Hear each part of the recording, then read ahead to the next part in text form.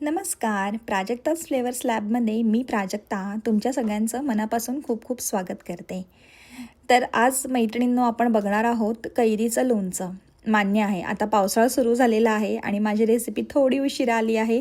कारण ह्याचं एकच आहे, कारण आम्ही अमेरिकेला राहतो आणि अमेरिकेमध्ये आता सध्या समर सुरू झालेला आहे. त्याच्यामुळे जोपर्यंत उन्हाळा सुरू होत नाही तुम्ही कैरीचं लोणचं बनवू शकत नाही. तर मी आता ही पोस्ट केलेली आहे रेसिपी.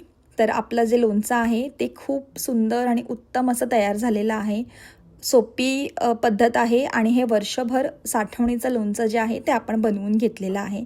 तुम्ही बघू शकता मसाला अगदी उत्तम प्रकारे मुरलेला आहे आणि चवीलाही खूप छान झालेला आहे.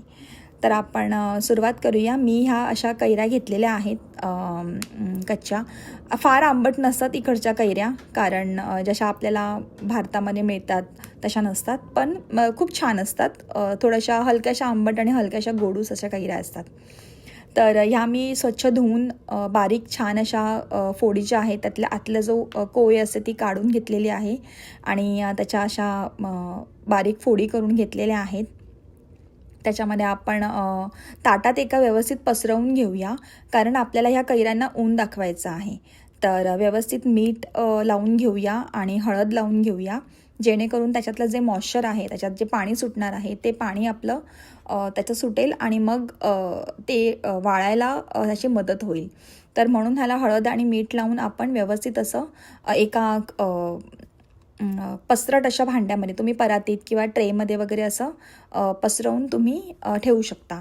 आणि मग मी ह्या प्रकारे असं पातळ सुतीचा पांढरा कपडा असा लावलेला आहे, जेणेकरून ते बाहेर आपण उन्हात ते वाळवू शकतो आणि काही पडणार नाही त्याच्यावरती. तर अशा प्रकारे मी त्याला वाळवलं आहे. मी एक 3 ते 4 दिवस व्यवस्थित ऊन दाखवलेलं आहे आणि त्याच्यामध्ये जर त्याचं पाणी असेल तर ते तुम्ही काढा आणि ते डिस्कार्ड करून द्या.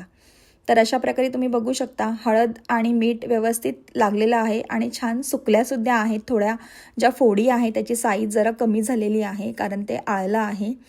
तर आता आपण ह्याच्यामध्ये आपण लोणच्याचा जो मसाला आहे, मी रेडीमेड मसाला वापरलेला आहे केपराचा. तर तो आपण ह्याच्यामध्ये घालून घेऊया. मी पूर्ण पॅकेट वापरलेलं आहे. या किमान एक 700 ते 800 ग्राम ह्या कैऱ्याच्या फोड्या आहेत. त्याच्यामध्ये एक 100-150 ग्राम मसाला आहे जो मी टाकत आहे. आणि तुम्ही तुमच्या चवीप्रमाणे थोडा कमी जास्त मसाला करू शकता. शक्यतो मसाला जास्त टाकतात, कारण तो त्याचा जो खार आहे तो जनरली आपण खातो तर तो छान लागतो. तर अशा प्रकारे व्यवस्थित जो मसाला आहे तो आपल्याला पूर्ण सगळ्या फोडींना लावून घ्यायचा आहे. व्यवस्थित कोट करून घेऊया आणि ह्याच्यामध्ये आपल्याला मीठ घालून घ्यायचं आहे. मीठ थोडंसं जास्तच घालावे लोणच्यामध्ये, कारण जेव्हा आपण तेल टाकतो तेव्हा ते मीठ जे आहे ते त्याचं प्रमाण थोडं कमी होतं. आणि आणि ह्याच्यामध्ये आपण जे तेल वापरणार आहोत ते मोहरीचं तेल मी वापरलं आहे. कच्ची घाणीचं जे तेल आहे ते मी वापरत आहे. ते आपल्याला चांगलं गरम करून घ्यायचं आहे कडकडीत आणि नंतर पूर्णतः थंड करून आपल्याला ते वापरायचं आहे.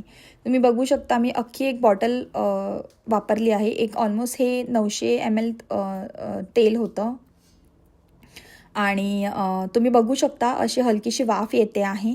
तर आता मी गॅस बंद केलेला आहे आणि तेल जे आहे ते पूर्णतः थंड करून घेतलेलं आहे. लक्षात घ्या, आपल्याला गरम किंवा कोमट तेल टाकायचं नाही आहे. पूर्णतः थंड करूनच तेल टाकायचं आहे. आणि एका काचेच्या बरणीमध्ये किंवा चिनी मातीच्या बरणीमध्येच शक्यतो लोणचं हे तुम्ही आपल्याला भरायचं आहे आणि पूर्णतः व्यवस्थित कोरडी करून घ्यायची आहे बरणी, जेणेकरून त्याला बुरशी किंवा असं चिटी धरणार नाही.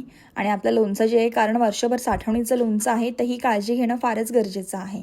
तर व्यवस्थित त्याच्यामध्ये आपण लोणचं जे आहे ते बरणीमध्ये घातल्यानंतर आपण हे थंड पूर्ण केलेलं तेल जे आहे ते आपण घालून घेणार आहोत या बरणीमध्ये आणि व्यवस्थित त्याला मिक्स करून देणार आहोत आणि त्याला प्रॉपर सीलपॅक करून आपण त्याच्यावरती जे आहे काचेचं झाकण लावून किंवा बरणी जी आहे ती झाकून ठेवणार आहोत.